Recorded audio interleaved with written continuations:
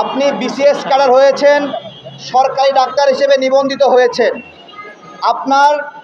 আমার উপজেলায় স্বাস্থ্যসেবা দেওয়ার জন্য মন মানসিকতা আপনার নাই কেন?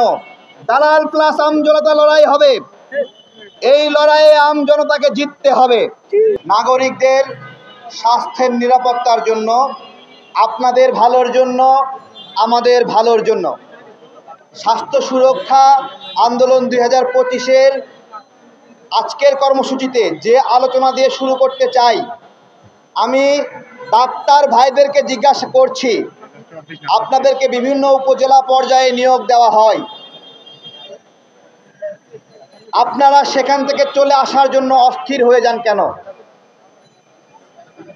নাগরিকদের স্বাস্থ্যের নিরাপত্তার জন্য, আপনাদের ভালোর জন্য, আমাদের ভালোর জন্য স্বাস্থ্য সুরক্ষা আন্দোলন 2025-এর আজকের কর্মসূচিতে যে আলোচনা দিয়ে শুরু করতে চাই, আমি ডাক্তার ভাইদেরকে জিজ্ঞাসা করছি, আপনাদেরকে বিভিন্ন উপজেলা পর্যায়ে নিয়োগ দেওয়া হয়, আপনারা সেখান থেকে চলে আসার জন্য অস্থির হয়ে যান কেন? আপনি বিসিএস ক্যাডার হয়েছেন, সরকারি ডাক্তার হিসেবে নিবন্ধিত হয়েছেন। আমার উপজেলায় স্বাস্থ্যসেবা দেওয়ার জন্য মন মানসিকতা আপনার নাই কেন? শুধুমাত্র এই অস্থিরতার কারণে আপনি সঠিকভাবে আমাদের উপজেলা স্বাস্থ্য কমপ্লেক্সগুলোকে, সদর হাসপাতালগুলোতে আমাদের নাগরিকরা স্বাস্থ্যসেবা পাচ্ছে না। আমরা জানতে চাই, আমাদের এখানে এক্স-রে মেশিন আছে, ইসিজি মেশিন আছে, আলট্রাসোনো মেশিন আছে, এই মেশিনগুলো কাজ করে না কেন? এর পিছনে কারা দায়ী? কেন আমাদের চিকিৎসক ভাইয়েরা বাহিরে সাজেস্ট করেন? কেন হাসপাতালের এই মেশিনারিজগুলো ভালো পাওয়া যায় না?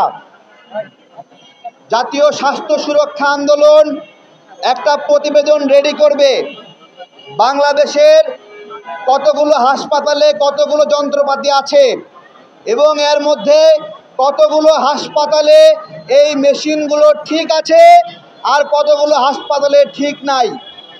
আমরা এই প্রতিবেদন তুলে দেব আপনাদের কাছে। জাতীয় স্বাস্থ্য সুরক্ষা আন্দোলন আরেকটি কাজ করতে চাই। আপনারা দেখেছেন ফার্মেসিগুলোতে লেখা আছে সরকারি ওষুধ বিক্রয় নিষিদ্ধ, এরকম ওষুধ পাওয়া যায়।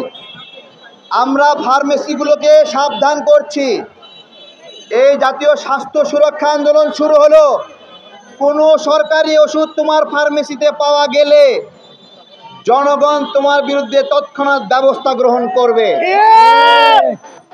জাতীয় স্বাস্থ্য সুরক্ষা আন্দোলন 2025 আরেকটি ঘোষণা দিচ্ছে। ঘোষণা হলো দালালদের দৌরাত্ম্য। আমরা হাসপাতালে হাসপাতালে টিম তৈরি করব, দালাল প্লাস আমজনতা লড়াই হবে। দালাল প্লাস আমজনতা লড়াই হবে। এই লড়াইয়ে আমজনতাকে জিততে হবে। আমরা এই দালালদের মাধ্যমে সিট পেতে চাই না।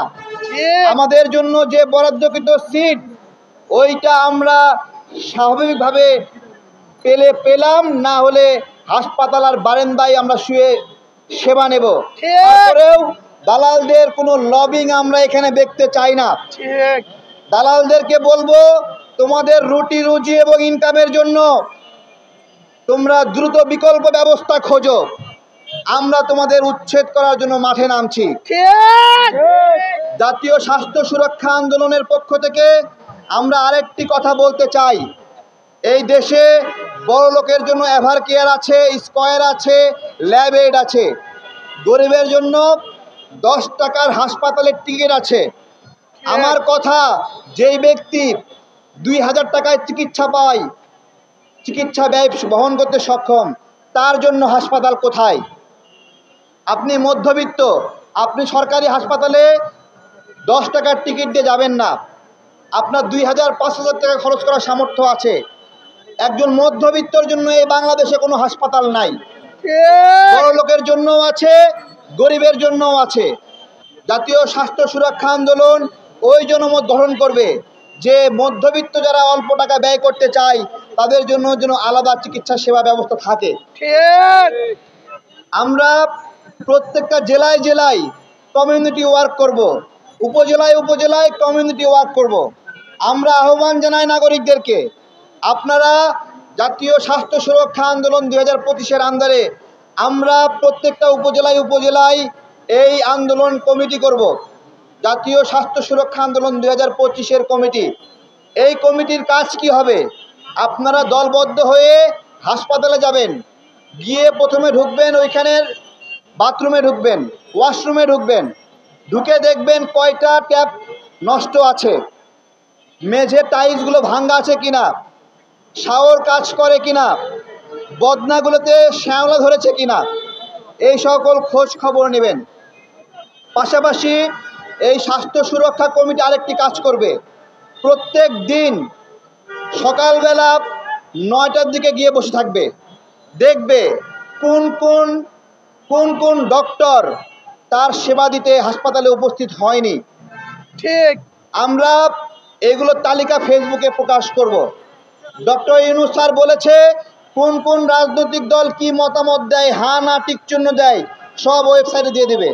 আমরা জাতীয় স্বাস্থ্য সুরক্ষা 2025-এর একটা ওয়েবসাইট করব, কোন দিন কোন ডাক্তার হাসপাতালে অনুপস্থিত ছিল তার ছবি সহ আমরা প্রচার করে দিব।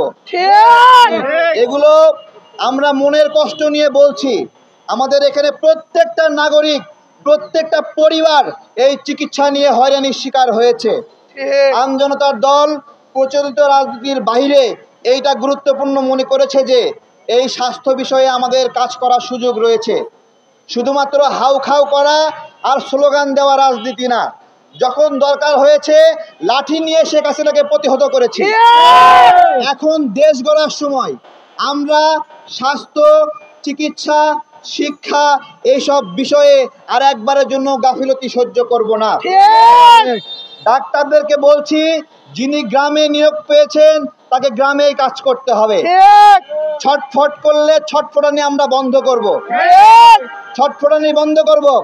হাসপাতালের ভিতরে ভিজিটিং কার্ড ধরাই দিবেন রুগীদেরকে, আমরা আপনাদেরকে নজরদারিতে রাখবো।